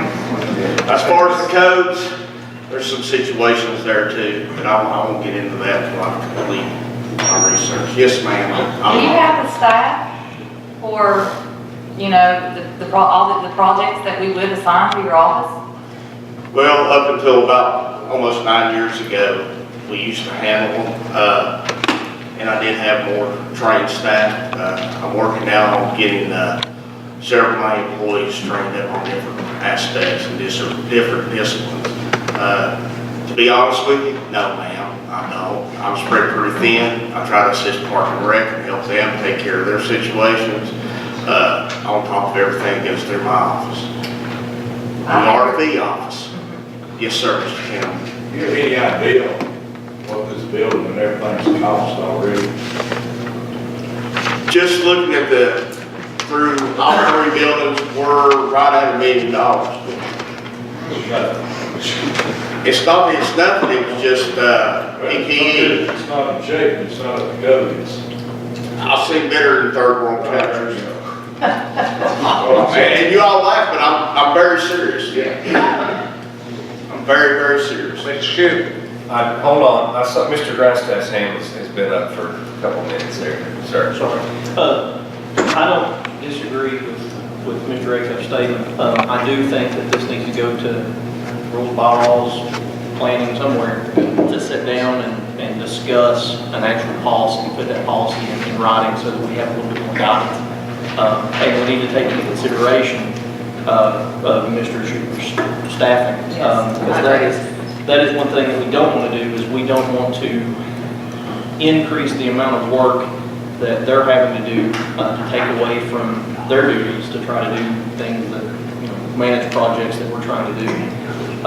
And so if that is going to become something that we go back to, which you and I have had this discussion before, you know, which is a good thing and something that they're able to offer us, I do think that we need to sit down and write this policy out, give it some thought, and then start looking. You know, this is the budget season. Start looking at what we can do employee-wise for them to assist. Good point. Mr. Chairman. Yes, sir. Mr. Grindstaff is speaking as a man that's had a project placed upon his shoulders. He's just now starting to stand up a little bit straighter. So he understands where it is. Well, we understand, and it's a great proposal.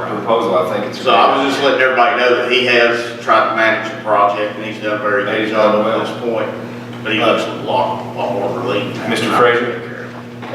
As aside to what Mr. Grindstaff was saying, there is probably a need, maybe not just for a project manager position, maybe in the county somewhere, but also a purchasing agent that can go through and unify a lot of the different purchasing things in the county to save money. Instead of like having 10 different people go out and buy from 10 different vendors, you can make one large purchase, save 5–10% over that. Just for an example of paper and just different things like that. Maybe something of that nature that Mr. Frazier speaking of was something the county mayor used to do under Mr. Clark and also under Mr. Fair. The county mayor? He handled all that. We used to get our paper here in 18-wheeler loads. Prisoners didn't like that day. I think basically our finance department handles that now. Ms. Cutler? Mr. Schuler, did I understand that this used to be an area that your office did take care of? Yes, ma'am. We used to handle the. So it's not anything that's going to be a new. Oh no, it's nothing new. We go on job sites every day, and both, myself and my assistant director both have commercial construction experience. Yes, ma'am. I saw Ms. Collins' hand. I don't have a problem with it going through a committee, but this is some issues that need to be dealt with now that are potentially dangerous, so, you know, we need you to stay on it. I mean, if it's acceptable to Mr. Schuler, sounds like he's got his, you know. I'll tell you what, I've already stepped up and I spoke with Mr. Burke, I spoke with Mr. Barnett, it's on the advisory committee, and I also told Ms. Fasad, the last payment for this building 3 and 3A, don't make it until we get finished with this. Today, we've already found out that the grinder pump system, which is part of the sewage system for the dogs and the dog runs, the pump was actually burnt out. I guess I ran the contractor off Thursday and he didn't show back up until Saturday when he figured I wouldn't be there. So anyways, situations like that, we're more than happy to, you know, it's my county, you know, I'm here because I love my county, you know, it's not here for a paycheck. I could go somewhere else and make a heck of a lot more money. Yes, sir. Is the city aware of this, and they gonna pay their part of this? I'm not here to question money or what, but, we're not paying that last little bit of money until everything's correct. Or, you know, unless y'all want to bow down to it, I don't think it's good. So we kind of charged you with this position to handle this project. Is moving forward now? Basically, yes, I gotta go to clarify it through my board next Tuesday, but, it used to work that way. It's in our private act that, you know, like I said, under 3 county mayors, we handle it that way. Just take, for instance, the Carter County Health Department, Truman Clark Annex. You know, I have prison crew in there, in which I have been talking to prison crews to maybe try to get us another one back to the county where we lost it. I think someone in one of the committees was talking about the flooding, trees and the branches and stuff. You know, through our floodplain management, we can do that. And we used to do that, and it's not handled anymore. So, you know, there's a lot of things that we can do, and we'll have to discuss Tuesday. We thank you for stepping up. Yes, sir. Mr. Acuff, I saw your hand. Thank you, Chairman. I think it would behoove us to go ahead and pass this motion. It doesn't mean that the director can't come back to budget and plan for those monies this coming year. But I agree with Commissioner Collins. We've got a lot of loose ends, not only courthouse security, but also 9/11 EMA, also the animal shelter. I think we need to go ahead and move it through, and then let's worry about where we're going to get dollars for additional personnel, if that's what Director Schubert needs. Thank you. Mr. Von Cannon?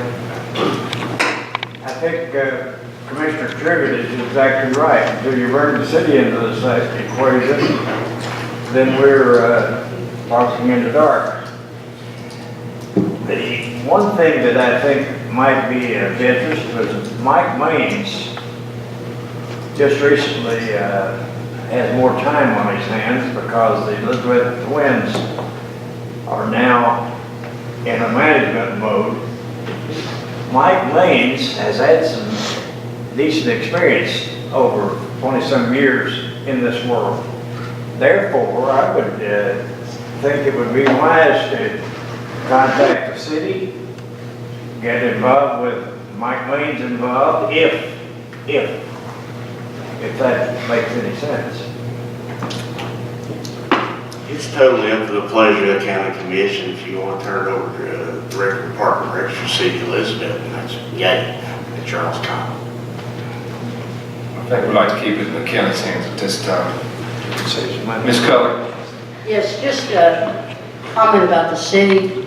The city does have 3 board members on that board. They are aware of all the problems.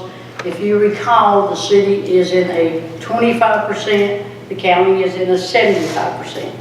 So the money has been appropriated for that.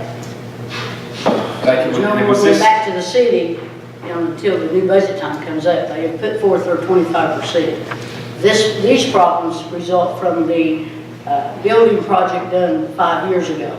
It was not done correctly, and we have constant problems since then. Hopefully, Mr. Schubert can find out something that we can maybe take back to the contract and proceed from there. But I'm just concerned that the city knows all this stuff. The city's They're aware. well aware of it. Was this discussed at the animal shelter at Yes, your it meeting? was.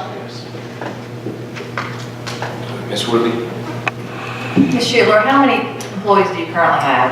Right now, I have 4 full-time employees. And how many would you need if you did take on this task?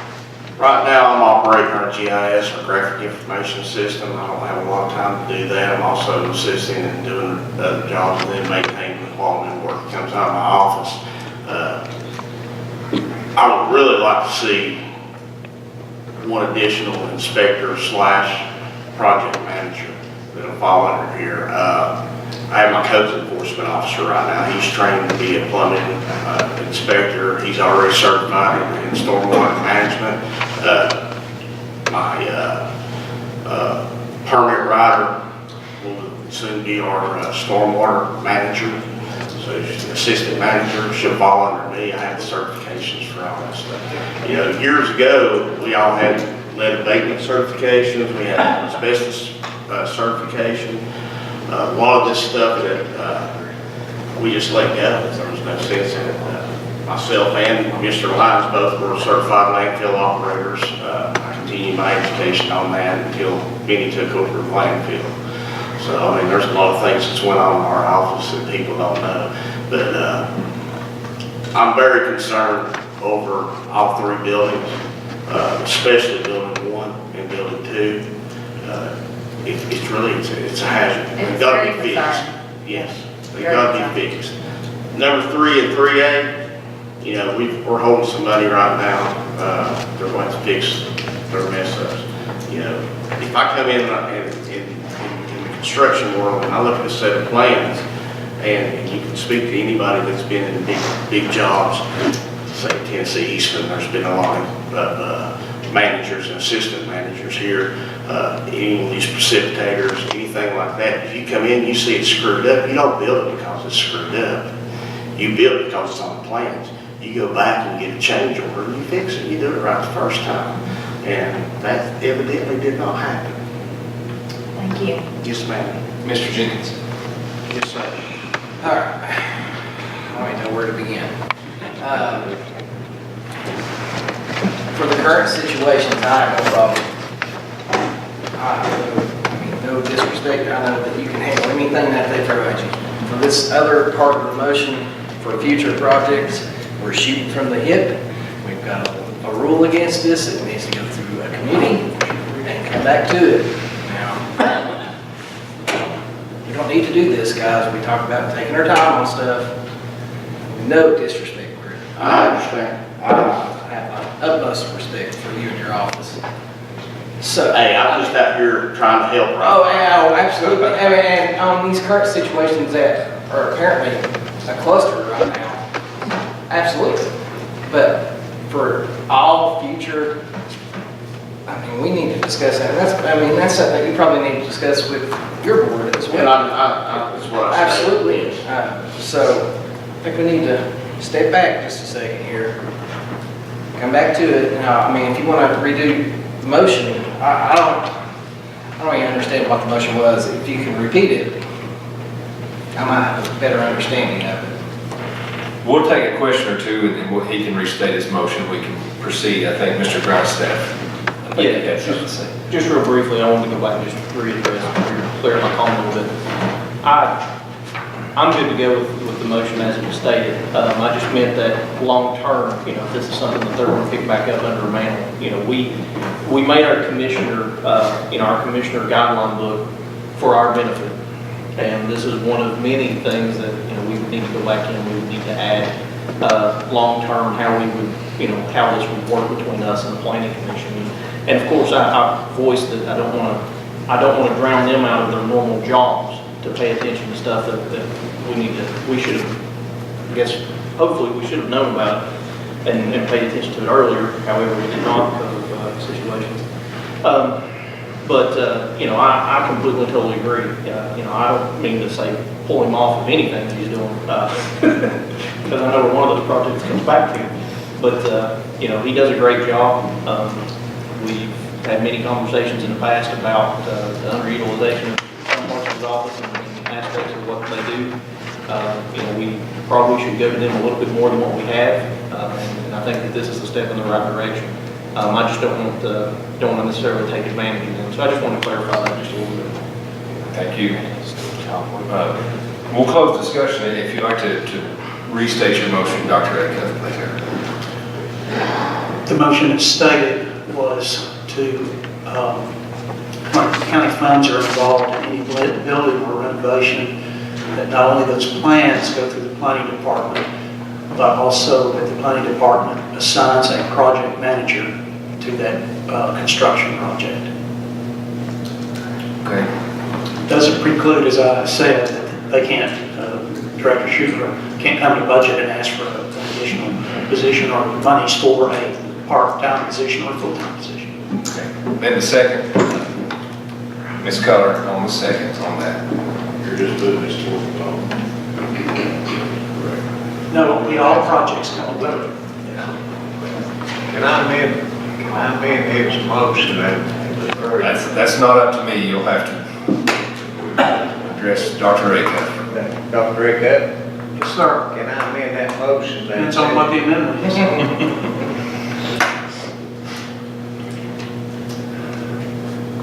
I'd like to amend the motion, send it to the budget committee. That will have to be voted on. I don't accept that as a friendly amendment. Okay, I think the motion is clear. That obviously, we understand that it is a priority and something that we need to look into when we can proceed with the vote. But I think he's got a handle on the animal shelter project going forward. There's not any projects going on immediately right now that I can think of in courthouse security, but we'll just leave it up to the committee to decide right now. We'll open it up for a vote, please.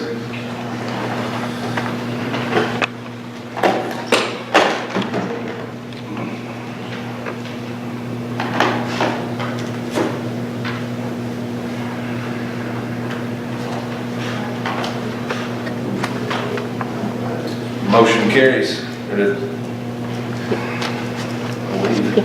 Yeah, 13. Yeah, 13, motion carries. Thank you. I'll give you a better report on the animal shelter and the rest of it next time. Thank you. And I'm sure with some of the nay votes on there, I think everybody is pretty much on board for this. I think maybe taking it back to committee may be a good move, but we can move forward. All right. Let's see. Animal shelter, is that all for the animal shelter? Yes, thank you. And the beer board, Mr. Hill. Good report, no meeting. Board of Health, Mr. McCain. Anything? Carter County tomorrow? We haven't met. Okay. Civil Service Board, I think the sheriff is out of there. Anybody serving on that and report? Equalization. Health Commission, Ms. Holdren.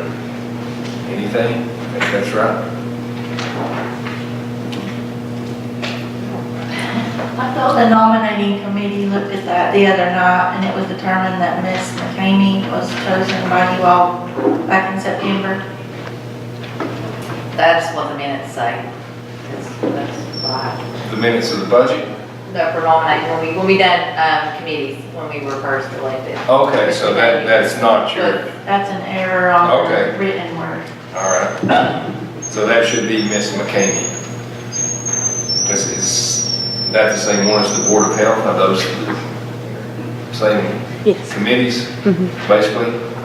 That's a good question. That is a good question. I think Mr. Lyons comes to you, Mr. Hart, with this agenda. I'll look at it. I don't know what Health Commission would need besides the Board of Health, so it's probably a duplication. But yeah, I'll point it out for them. Yeah, thank you. So Board of Health, nothing there. Mr. Travis Hill with the library? No report, we have a meeting. Industrial Development, nobody. Parks and Rec, I think you spoke on that, and the Records Commission as well. Ms. Wood, No, me. you think report? That covers for committees and boards. County Attorney report. Mr. Hart, please. Yeah, briefly, I'll give you an update on litigation. The 2016 delinquent tax sale, we've progressed to the point where we're getting ready to sell those. We obtained a default judgment on everybody left. The final notice has been published and sent out. That sale is scheduled for this courtroom March 15th. Friday, March 15th, starts at 9 a.m. And as of today, we got a little under 100, but right about 100 parcels still left in there. So unless some folks pay out within the next 3 weeks or so, we're going to be selling quite a few properties here on March 15th. As Mr. Schuetler referred to earlier, the first batch of litter complaints that we filed through Chancery Court, we've got a court date for that, February 27th. Takes place here in this courtroom.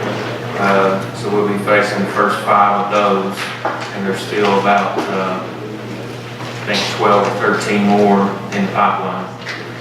As far as other work, as usual, whatever I'm asked to do, attended many committee meetings this month. We've worked on some issues with folks. If there's anything that you ever want me to do or want me to research, just call me or ask me, let me know. If you want me to attend your committee meeting, let me know. Other than that, my written report will be in the minutes, unless anybody has a question. Thank you, Attorney Harden. Open it up for commissioner comments. Ms. Moreland has something to say. Yes. What about bidding the properties in? Oh, yeah, I forgot about that. We would need to get a vote from you all tonight in case there are any properties that come up in that delinquent tax sale, which we need to bid in for the county as the lowest bid, because if we don't receive the opening bid, essentially the county has to bid in and become the owner of the property, and we would sell that property later on in an excess property sale. But we usually get a vote just to confirm your all's permission for us to bid in those low bids for any bids we don't bid on properties at the tax sale. I'll make a motion. Second. A motion by Ms. Brown, second by Mr. Hill for permission to proceed with parcel land sales. Call the roll, please, Ms. Willis.